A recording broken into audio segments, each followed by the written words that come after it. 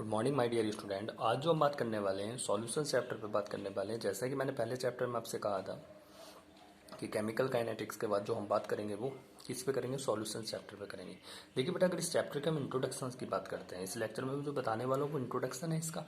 और अगर हम इंट्रोडक्शन की बात करते हैं तो इसका इंट्रोडक्शन हम मेनली कहाँ पढ़ चुके हैं, फर्स्ट ईयर में भी पढ़ चुके हैं। इसके इंट्रोडक्शन में मेनली जो बातें आती हैं वो 3 पॉइंट्स पे आती हैं। एक क्या होता है, नॉर्मलिटी होता है। सेकंड की अगर हम बात करें तो सेकंड इसमें बेटा मोलरिटी होता है।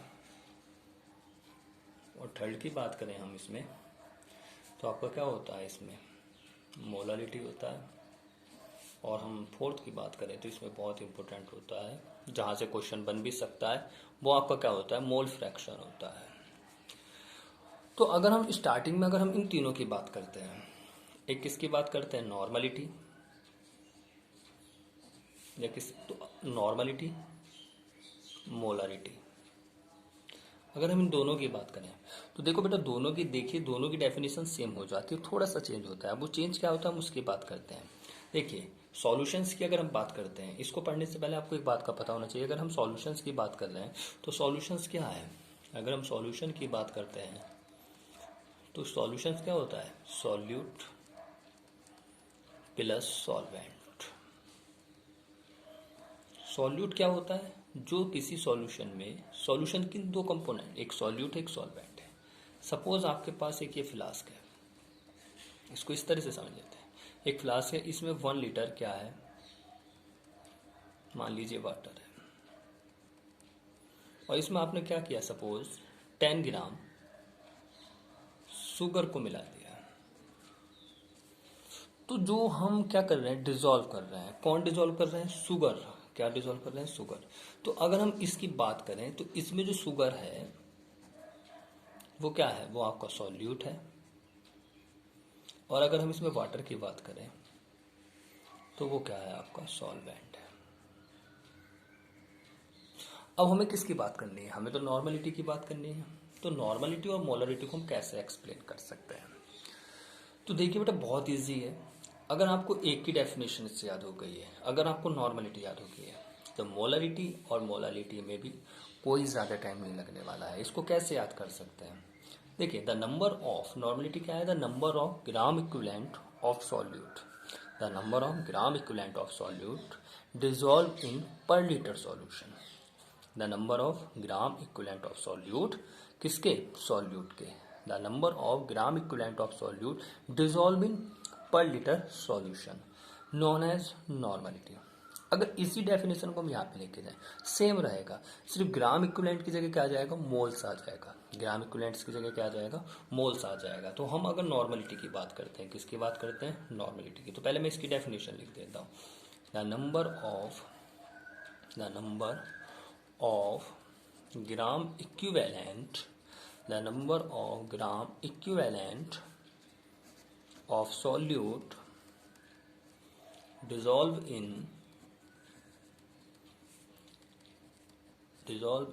per liter solution known as normality, known as normality। इसको जो रिप्रेजेंट करते हैं, it is represented as capital N. किससे रिप्रेजेंट करते हैं, it is represented by capital N. इसे कैपिटल एन से हम रिप्रेजेंट करते हैं। तो देखो, अगर आपको एक की डेफिनेशन याद है तो मोलरिटी और मोलालिटी की, देखिए आपने नॉर्मलिटी को क्या किया, द नंबर ऑफ, ये पॉइंट याद रखिए, the number of gram equivalent of solute. तो the number of gram equivalent of solute dissolve in per litre solution. तो the number of gram equivalent of solute dissolve in per litre solution known as normality. अगर आप इसी definitions को किस में लेके जाते हैं, मोलरिटी को, तो क्या चेंज होना है, कुछ चेंज नहीं होना है, सिर्फ क्या चेंज होना है, the number of gram equivalent की जगह क्या आ जाएगा, क्या आ जाएगा बेटा, मोल्स आ जाएगा। क्या आ जाएगा, मोल्स। बाकी सब सेम रहेगा। तो अगर हम मोलरिटी को कहते हैं तो क्या आ जाएगा, the number of moles of solute dissolve in per litre solution known as molarity हो जाएगा। तो अगर हम इसके नॉर्मलिटी के फॉर्मूले की बात करें तो normality equal number of gram equivalent of solute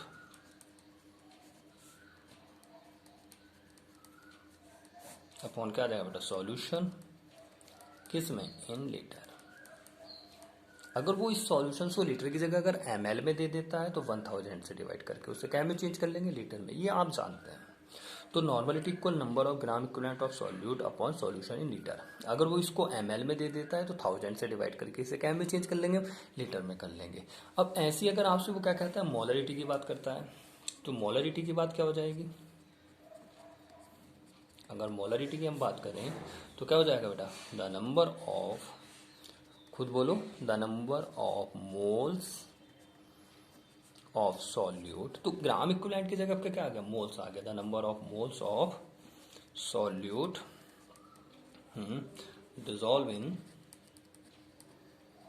dissolve in per liter solution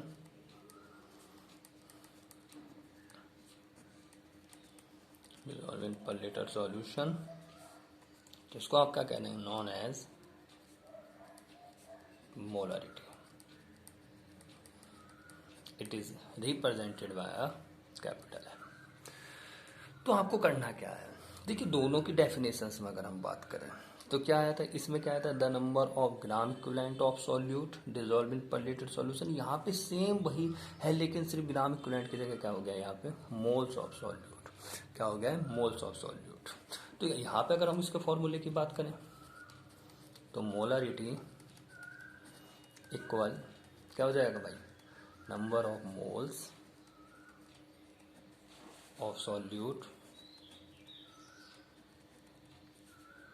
upon solution in litre.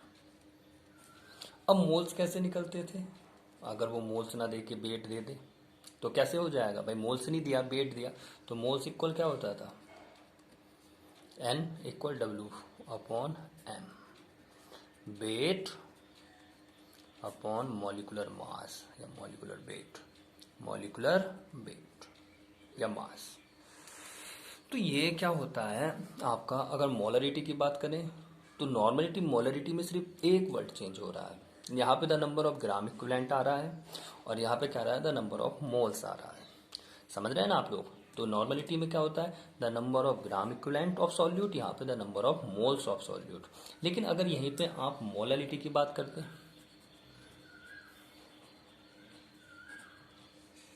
किसकी बात करें, मोलरिटी की बात करें, तो मोलरिटी में क्या हो जाता है, द नंबर ऑफ, सेम रहेगा। देखिए अब मोलरिटी और मोलरिटी में बात करें तो the number of moles of solute, यहाँ पे भी डिजॉल्व इन, यहाँ पे पर लीटर सॉल्यूशन है, वहाँ पे पर किलोग्राम सॉल्वेंट। तो वहाँ पे इसमें और इसकी और इसकी डेफिनेशन में हम बात करें तो सिर्फ एक वर्ड यहाँ पे चेंज होता है। लेकिन अगर हम इसमें और इसमें कंपेयर करें तो यहाँ पे the number of moles of solute, यहाँ पे भी the number of moles of solute, लेकिन यहाँ पे dissolve in per litre solution, इसमें dissolve in per kilogram solvent. तो क्या हो जाएगी definition, the number of moles of solute dissolve in per kilogram solvent known as molarity. अब इसको कैसे रिप्रेजेंट करते हैं, एम से। तो तीनों की अगर डेफिनेशंस की बात करें तो इसमें क्या रहा था, number of gram equivalent of solute dissolve in per litre solution, इसमें क्या रहा है, ग्राम इक्विवेलेंट की जगह the number of moles of solute, आगे सेम है। लेकिन हम इसमें बात करें तो इसमें पहला पॉइंट सेम है, the number of moles of solute, यहाँ पे dissolve in per litre solution, यहाँ पे dissolve in per kilogram solvent, known as molarity. क्या हो जाएगा, नॉन एज मोलरिटी। अब अगर हम इसके फॉर्मूले की बात करते हैं, किसकी बात करते हैं, तो यहाँ पे क्या हो जाएगा भाई, मोलरिटी इक्वल क्या हो जाएगा, ऊपर की तो बात वही है, number of moles of solute, और नीचे क्या आ जाएगा, क्या आ जाएगा, मास of solvent, mass of solvent in kilogram, ये बात हो जाएगी। ठीक है, तो मोलरिटी क्या हो जाएगी, number of moles of solute upon mass of solvent in kilogram. Gram में दिया है तो आप उसको किलोग्राम में क्या कर लेंगे, चेंज कर लेंगे। अब हम आगे बात करते हैं, आगे इसमें एक पॉइंट और आता है इसके इंट्रोडक्शन में, जिसको हम क्या कहते हैं, मोल फ्रैक्शन। क्या कहते हैं, मोल फ्रैक्शन। अगर हम मोल फ्रैक्शन की बात करते हैं तो बहुत ईजी होता है। मैंने अभी आपको बताया कि एक सॉल्यूशन दो चीज़ों का क्या होता है बेटा, मिक्सचर होता है, एक सॉल्यूट प्लस सॉल्वेंट। तो अगर हम मोल फ्रैक्शन किसका निकाल रहे हैं, सॉल्यूट का निकाल रहे हैं, तो कैसे कर सकते हैं, it is the ratio of number of moles of solute and moles of क्या, सॉल्यूशंस। जिसका भी मोल फ्रैक्शन निकालेंगे, मान लीजिए आप मोल फ्रैक्शन किसका निकाल रहे हैं, mole fraction of solute, mole fraction of solute. तो जिसका मोल फ्रैक्शन आप निकाल रहे हैं उसका मोल्स तो क्या करेंगे ऊपर, तो मोल्स ऑफ सॉल्यूट जिसका भी मोल फ्रैक्शन निकाल रहे हैं, और नीचे क्या आ जाएगा, moles of solution, moles of solution. अब सॉल्यूशन कितने चीजों का कंपोनेंट है, दो चीजों का कंपोनेंट होता है भाई, दो चीजों का मिक्सचर है, किस किस का है, एक तो आपका सॉल्यूट का, एक सॉल्वेंट का। तो यहाँ पे अगर इस फॉर्मूले को आप ओपन करते हैं तो क्या बन जाएगा, moles of solute, moles of solute upon moles of solute plus moles of solvent, moles of solvent, moles of solvent. तो मोल फ्रैक्शन की जिसका भी निकालना है, मान लीजिए अब आपका आपसे वो किसका निकलवाने लगे, mole fraction of solvent, mole fraction mole fraction of solvent की बात करें तो जिसकी बात करेगा बेटा उसके मोल्स ऊपर रखना है। तो moles of solvent upon moles of solution. Solutions के मोल्स क्या होंगे, मोल्स ऑफ सॉल्यूशन। अब मोल्स ऑफ सॉल्यूशन क्या होता है, आपने यहाँ पे भी देखा था, मोल्स ऑफ सॉल्यूशन क्या होता है, moles of solute plus moles of solvent. अब एक बात याद रखनी है, देखिए आप एक का भी मोल फ्रैक्शन निकाल के दूसरे का निकाल सकते हैं। वो कैसे, हमेशा याद रखिए, पॉइंट नोट करके मैं लिख देता हूं कि mole fraction of solute, mole fraction of solute plus mole fraction of solvent equal किसके होता है, 1 के। तो अगर आप एक का मोल फ्रैक्शन क्या करते हैं, निकालते हैं, तो दूसरे को निकालने के लिए क्या कीजिए, 1 में से उसे क्या कर दो, माइनस कर दो। तो ये क्या हो जाता है, किसका बेटा, दूसरे का आपका मोल फ्रैक्शन निकल जाएगा। तो मैंने इस अभी तक क्या बात की है, एक नॉर्मलिटी की बात की, एक मोलरिटी की, एक मोलरिटी की, मोल फ्रैक्शंस की। तो ये चारों डेफिनेशंस बहुत इंपॉर्टेंट है। एक डेफिनेशंस आपका एग्जाम में आपको मिल जाती है, ये फर्स्ट ईयर में भी था इंट्रोडक्शन में। हाँ जी, तो यहाँ पे आपने नॉर्मलिटी पढ़ा, मोलरिटी पढ़ा, मोलरिटी पढ़ा, मोल फ्रैक्शंस पढ़ा, ठीक है। तो नॉर्मलिटी क्या है, the number of gram equivalent of solute dissolve in per litre solution known as normality. यहाँ पे the number of moles of solute dissolve in per litre solution, यहाँ पे पर लीटर की जगह पर किलोग्राम आ जाता है।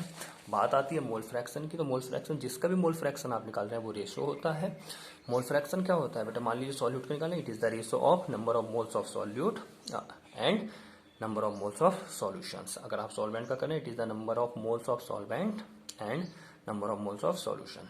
और अगर आप एक का मोल फ्रैक्शन निकाल ले तो दूसरा का निकल जाएगा इजीली, एक का निकाल के 1 में से माइनस कर दीजिए। अब मैं जो नेक्स्ट लेक्चर में बात करूंगा वो बहुत ज़्यादा इंपॉर्टेंट है। वो किसके ऊपर हम बात करने वाले हैं, हेनरी लॉ और राउल्ट्स लॉ, ठीक है। तो अपने नेक्स्ट लेक्चर में हम किसके ऊपर बात करेंगे, इसके सॉल्यूशन में हेनरी लॉ और राउल्ट्स लॉ। ओके बेटा, थैंक यू।